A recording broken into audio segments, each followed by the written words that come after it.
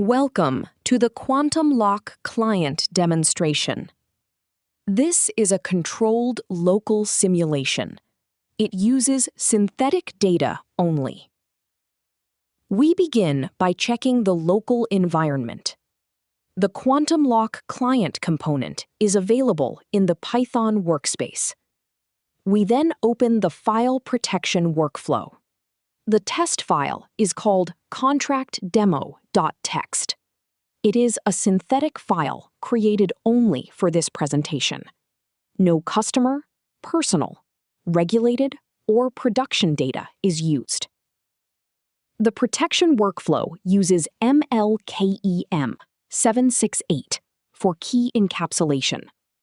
It uses AES-256-GCM for authenticated file protection.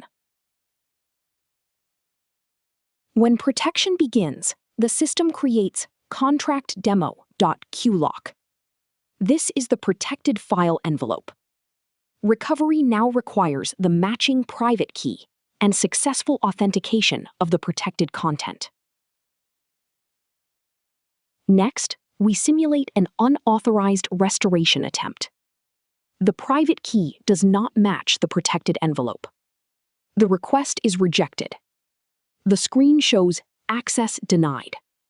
The file is not released. This is the expected behavior. A key that does not match the envelope must not produce a trusted restoration. We then repeat the process with the matching private key. The system restores the synthetic file successfully. The restored content is compared with the original file, byte for byte. The local demonstration confirms that the restored output matches the source. Next, we open the QuantumLock Trust Console. This console brings the operational evidence together. It shows the protected artifact, the local test key reference, integrity checks, and the audit timeline.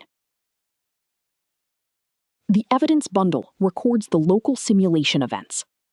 It includes SHA-256 hashes for the source file, the protected envelope, and the restored file.